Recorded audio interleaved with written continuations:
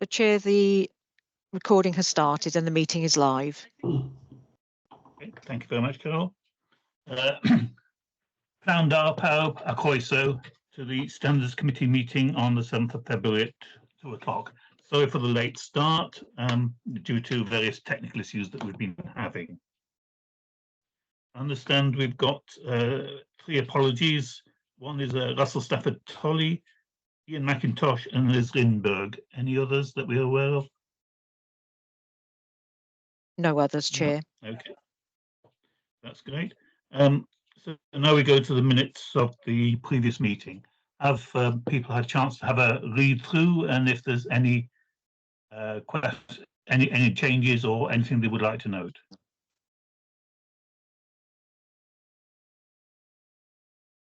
No. Okay. So the next point then is to authorise the chair to sign the minutes of the previous meeting. Could we have a proposer and a seconder? Thank you, William. And Nigel. Right, the next item then is declarations of interest. Are there any declarations of interest? No. William, you've got your hand up, or is that an old hand? No, I don't think I've lowered it this. I've lowered it this side, Chair, but it maybe it's lingering your side. Okay. It's in any event, it's an old hand. Right. Fine. Now we go to the report of the head of legal monitoring. So I go over to Debbie. Thank you, Chair. I'm obviously not the monitoring officer, I'm the deputy officer, so welcome everyone. I'm obviously presenting the report by the head of legal dated the 7th of February today for decision information and discussion. If everybody's happy, I'll run through each section. If anyone wants to stop me after each section, please do so and we can have a discussion. So there's no update required in terms of the general standards for county councillors and co-opted members.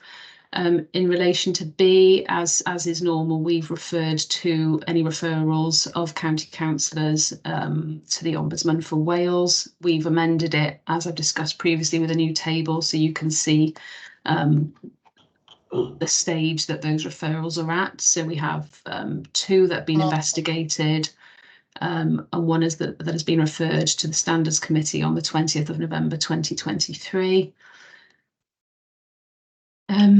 Moving on to C, dispensation applications, none have been received from any county councillors in this period. Moving on to D, Ombudsman Wales, our findings. I know we discussed at the last Standards Committee about whether or not we could refer back to something similar to the case books that the Ombudsman used to prepare. Because we all found those a little bit easier, I think, to navigate. There's been some discussion with them. They've said that they're not going to reinstate at this stage the case book. So the access you have will be the link that's provided in the report. But they'll try and have a look at whether they can make that more user-friendly, I think, in terms of its accessibility on their website. So please all feel free as normal to consider those reports and their findings, which are updated regularly. And it's available there for all members to consider. Again, the same with E, the adjudication panel for Wales, that is updated regularly. The link is there. It will show you any referrals to them and any outcomes from any of their hearings. So the link is there for everyone in the committee to consider in their own time. F, the National Forum for the Standards Committee, they last met just recently on the 29th of January. Notes are attached at Appendix 1. Chair, over to you. I think you're going to provide an update because I believe you attended. Yeah. Thank you, Chair. Thank you, Debbie. As you've seen, I sent some notes out that I made on the 30th. Hopefully you will have all had a chance to have a look or read of them. I don't think I've got anything particular to add to that, but does anyone have any observations, any comments they would like to make?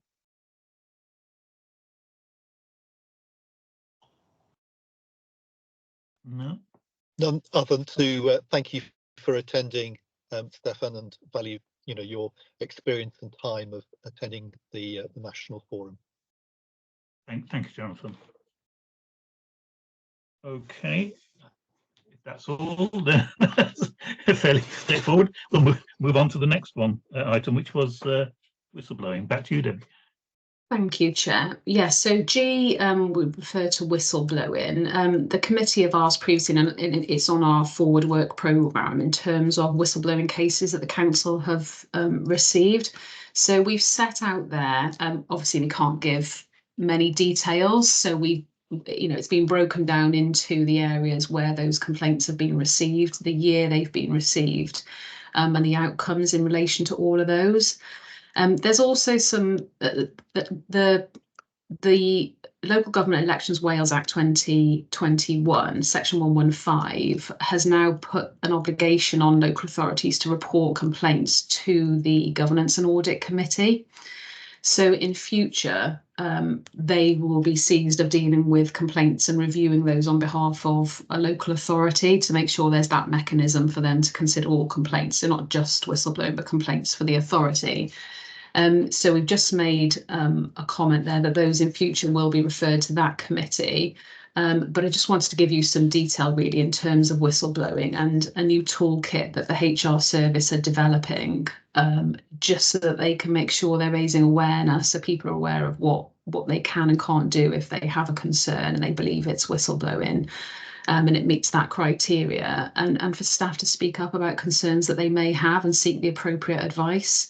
That there is a policy, I think the policy's been to this committee before to review, so that will be put in place shortly, but obviously in light of the legislation changes and how that's put that obligation on the Governance and Audit Committee, they will be dealing with those going forward. So there's just, obviously we put that in there for today's meeting, but I just wanted to make you all aware that that will subsequently be reported in detail to the Governance and Audit Committee. And sorry. I was just going to ask on this whistleblowing, does anybody have any concerns, or are they happy that the whistleblowing information will go to the Governance and Audit Committee rather than coming to our committee? Chair, if you're happy, sorry, Councillor William. Thank you, Chair. No problem, Debbie. I was just going to say, perhaps it's overcautious. I'm a member of the Governance and Audit Committee. I took a modest part in the recent discussion around whistleblowing, and possibly I should, in the light of the way the discussion's going, that I should flag up just that fact. I'm content with what's been discussed, but I might be seen to be in some way two-hatted or whatever. I don't want that to end up in causing anybody any grief. Thank you. Thank you, Councillor William. That's very helpful. Maybe there is nothing to do with us, because whistleblowing is really for employees rather than members, isn't it?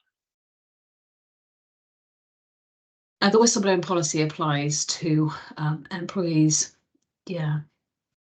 I mean, I think the other thing to note, and you may be interested in, one of your roles and functions as a standard committee has been, and it is in the Constitution, to oversee the whistleblowing regime. So I just wanted to clarify that we'll probably be looking at making an amendment to the Constitution in light of the legislative changes, because obviously that's something that's in your forward work programme.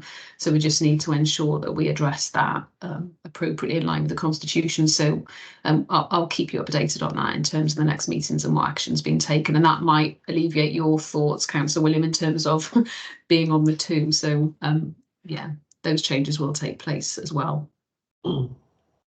Thank you, Chair. Anybody else want to say anything? No? Okay, that's fine. Thank you very much. Okay, back to you again, Debbie. Thank you, Chair. There is just, sorry, I forgot the meeting dates. They're all listed, and I know there was an issue about the 10th of April. I think at the last meeting we discussed that maybe you're not available on that date, so sorry. No. Myself and Carol will look at that and make and potentially make some changes to that depending on everybody else's availability. So we'll keep you posted on that one. Sorry. Okay. Thank you, Chair. So that concludes your section. Does anybody have any further questions for Debbie? No? Okay. I've considered a report. Oh, the work programme.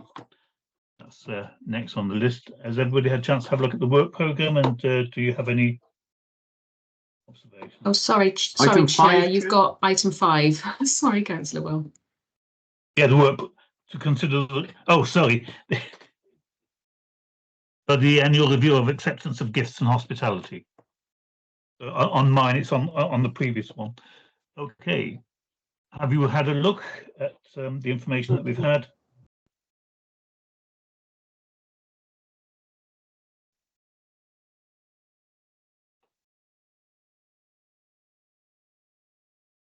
I don't have any particular observations, except the declarations all seem to mostly about the Green Man Festival. Jonathan. Well, that was my only point. I don't think there's anything inappropriate in terms of level of hospitality accepted, but I did note that hospitality has been offered by the Green Man Festival in terms of tickets. This has been a topic of which has been in the news quite a lot, not recently, but it has been perhaps a topic of some interest, if not controversy. I'm happy in my mind that none of the levels of hospitality are improper, but I think the committee should just note the extent of hospitality offered to county councillors by Green Man Festival, and just perhaps maintain an interest in that topic. Thank you. Councillor Bainham. Yeah, thank you, Chair. I was just going to suggest, I think it would be useful if we were able to remind councillors of this annually, Debbie, like we do with, updating our information online, our committees or whatever we sit on. I think it would be helpful because whilst we all know it's easy to you may forget or something, but the annual reminder I think would be useful for members just to know that they need to complete the form if they've had, for example, a free ticket for what have you, Yeah, I agree. Yeah, I'll put that in place. I'll discuss with Clive and we'll see if we can sort something like that. Thank you, Councillor. Chair, I think I can perhaps refine make more clear my thinking if I can just jump in again. I think the extent of hospitality offered by the festival is not of concern at current levels.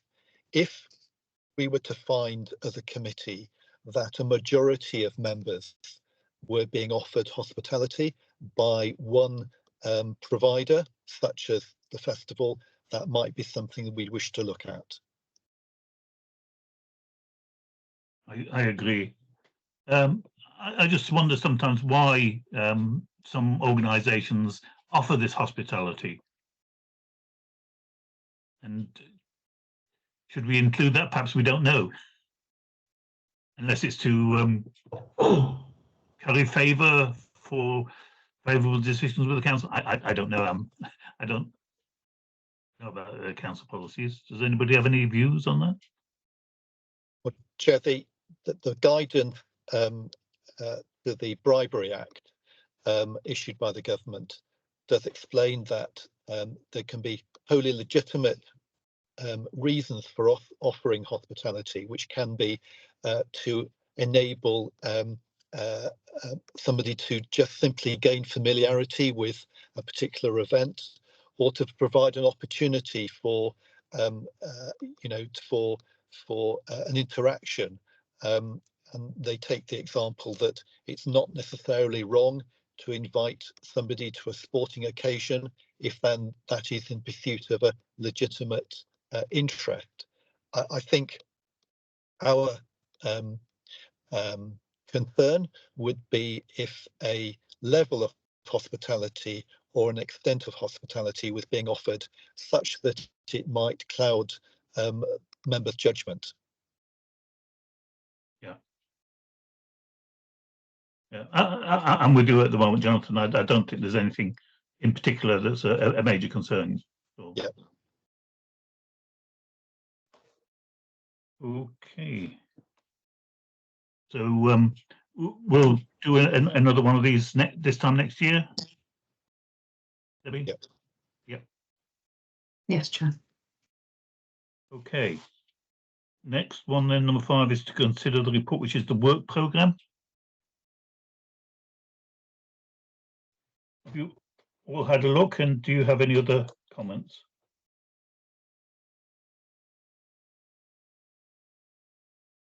Everybody's satisfied with what was proposed?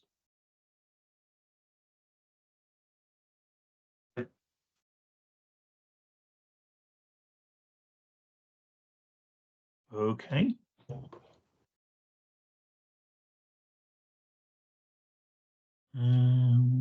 Sorry, Chair, I was a bit slow at raising my hand. Sorry, I know you're looking at your papers. Sorry to interject. I was just wondering. Sorry, my computer's quite slow. I'm not sure what's happening today. Is it? I don't know. Debbie can probably tell me if I'm overstepping here, so I apologise if it's not appropriate. But would it be something that the Standards Committee would be able to consider?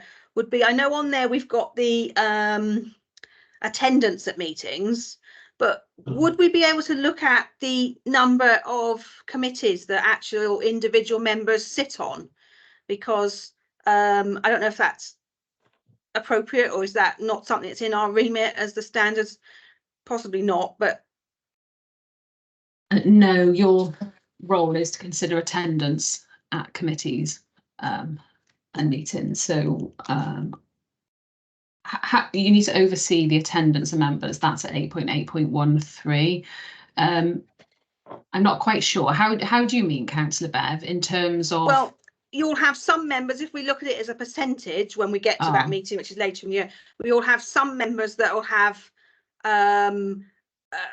you know, committee meetings. For example, if you're on planning and scrutiny, you're going to have a huge diary, and your attendance may be at 75%, but you've attended 40 meetings. Yeah.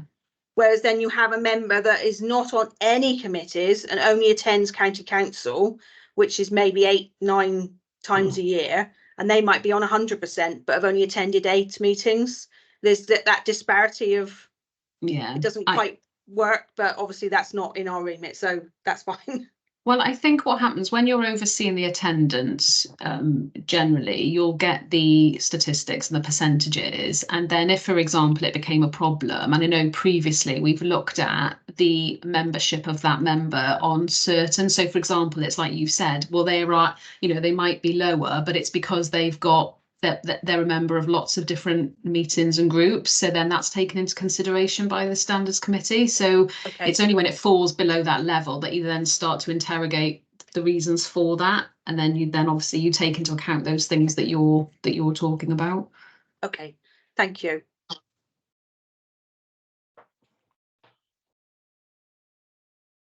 Okay, we'll move on to the next one. And that is, I think I'll pass back to Debbie then, because we're coming on to section 7 and 8 now.